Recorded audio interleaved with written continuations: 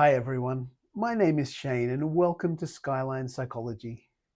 Today I want to have a go at presenting the topic of values as it appears in acceptance and commitment therapy, or ACT for short. This is a big topic, so the video will have time codes if you want to skip ahead to particular parts. Otherwise, sit back, relax, and enjoy the ride.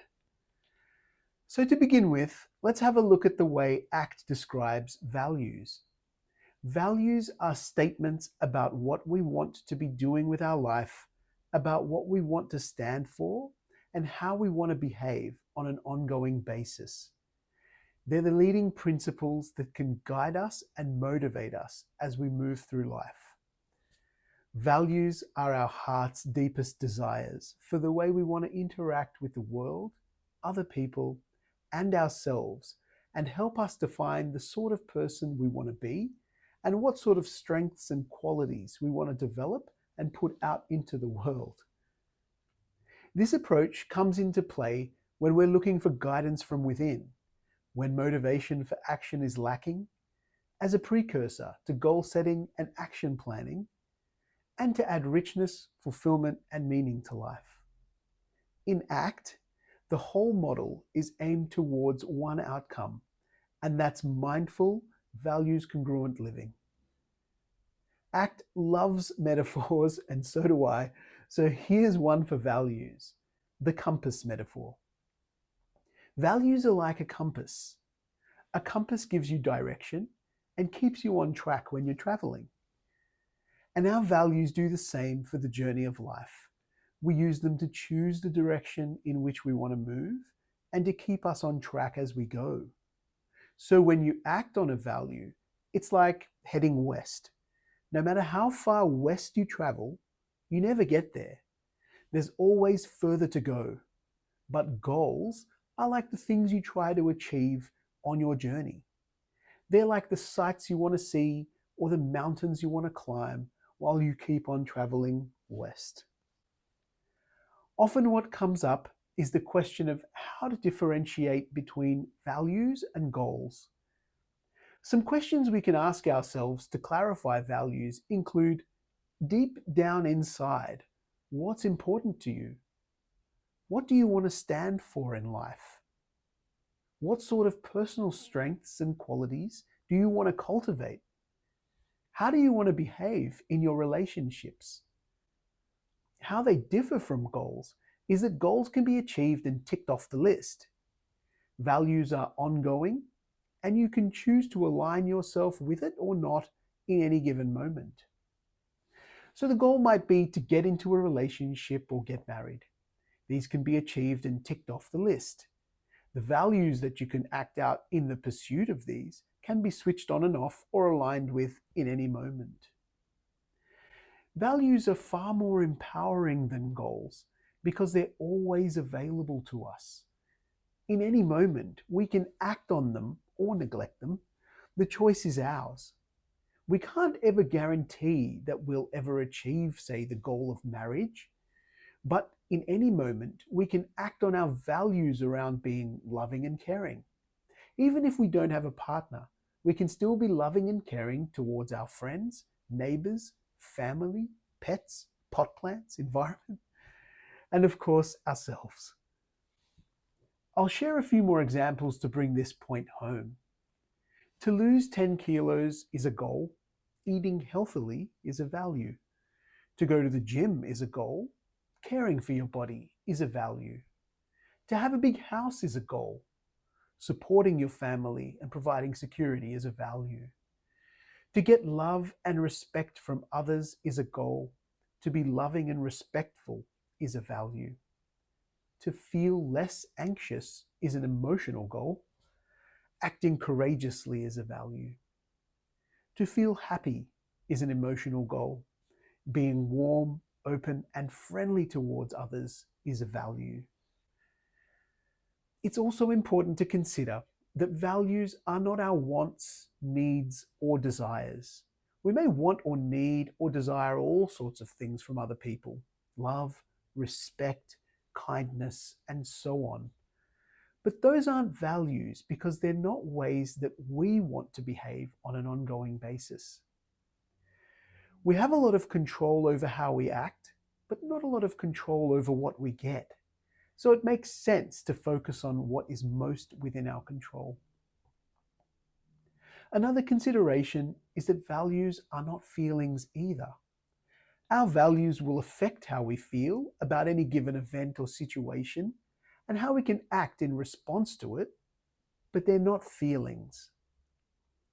To get to our values, we can ask, what do I want to stand for in the face of this tough feeling?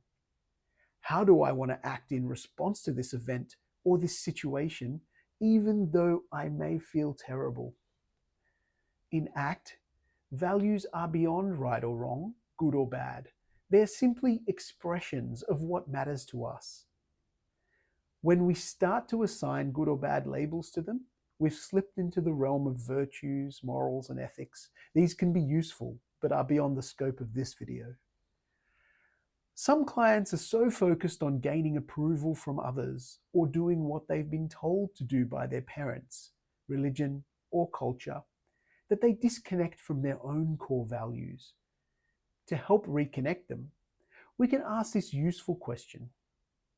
Suppose I were to wave a magic wand so that you automatically had the approval of everybody whose opinion mattered to you.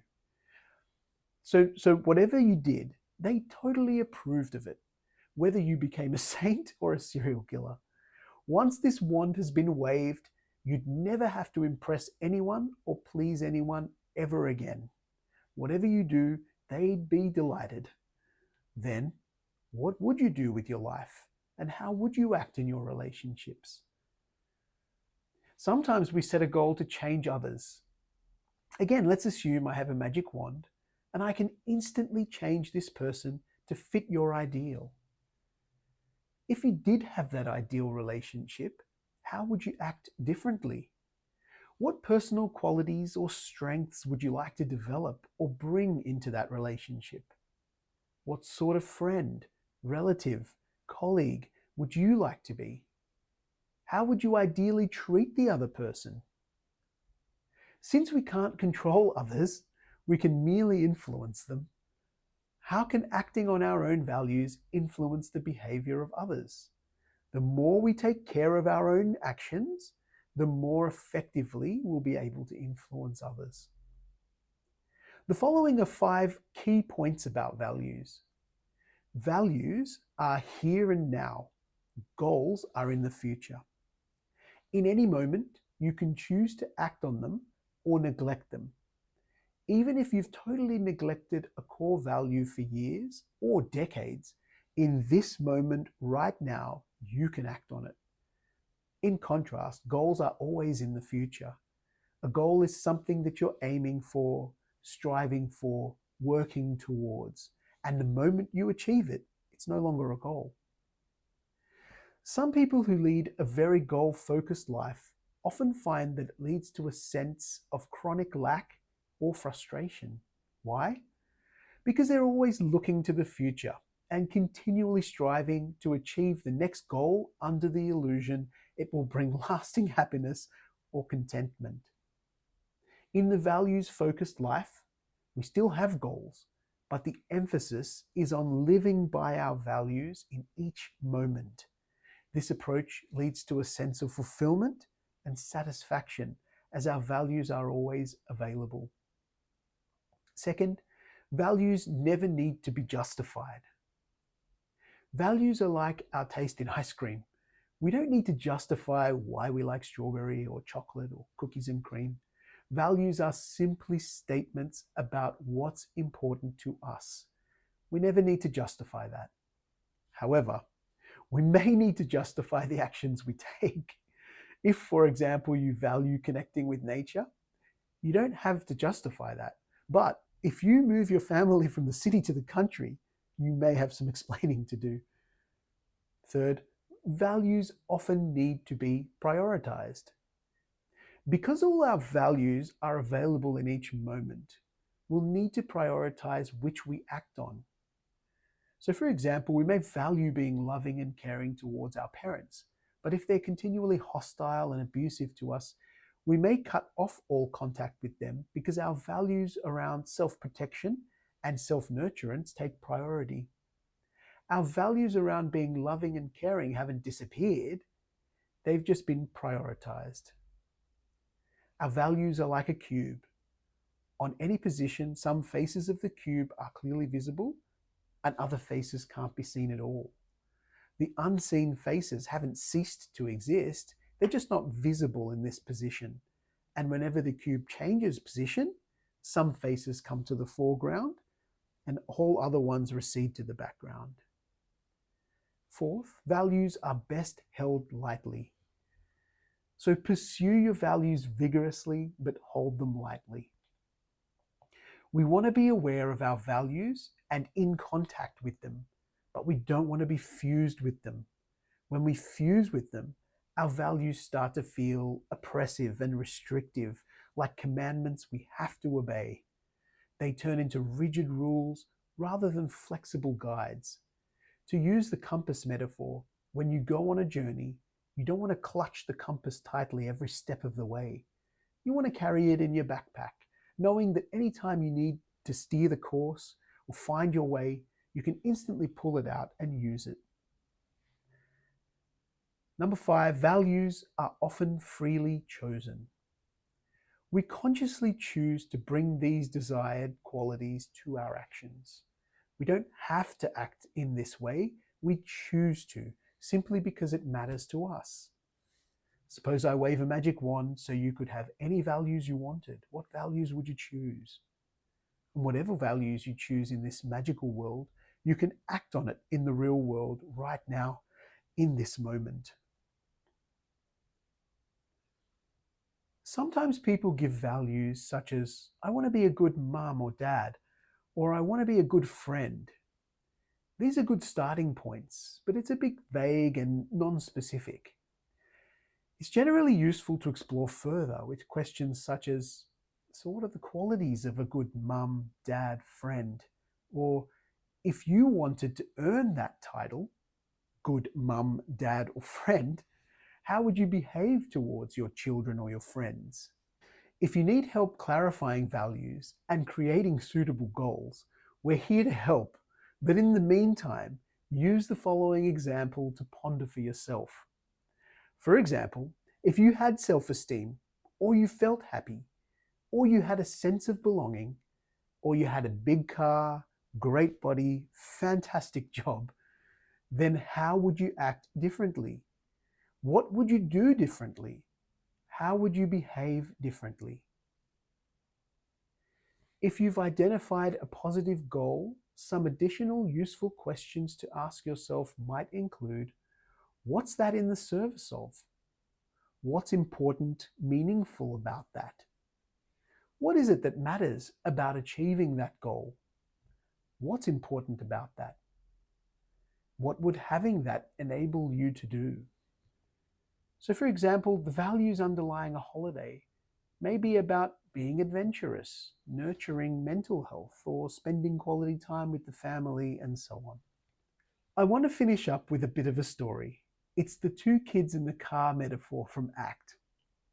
Imagine there are 2 kids in the back of a car, and mum and dad are driving them to Movie World. It's a 3-hour trip to get there, and one kid's saying every 5 minutes, are we there yet? Are we there yet? The parents are getting annoyed, the kids frustrated, they're snapping at each other. It's a state of chronic tension. But the other kids looking out the window, waving at the other cars, noticing with great interest all the towns and farms and factories and things they're driving past. Now both kids reach Movie World at the same time, and both kids have a great time when they're there. But only one of these kids has had a rewarding journey. Why? Because he wasn't just focusing on the goal. He also valued exploring, traveling, and learning about the world outside the car. And on the way home, the first kid keeps saying, are we home yet? Are we home yet? Are we home yet? Whereas the other one enjoys the ride by looking out the window and appreciating how everything looks different at night. I hope you found this video on values from the ACT framework helpful, and thank you for watching. If you liked what you heard, please like, share, and subscribe for more videos like this in the future. Leave a comment if you want to comment or have any suggestions on what other videos you might like to see. As always, for bookings and appointments, please call or reach us through our website, and I'll see you in the next one.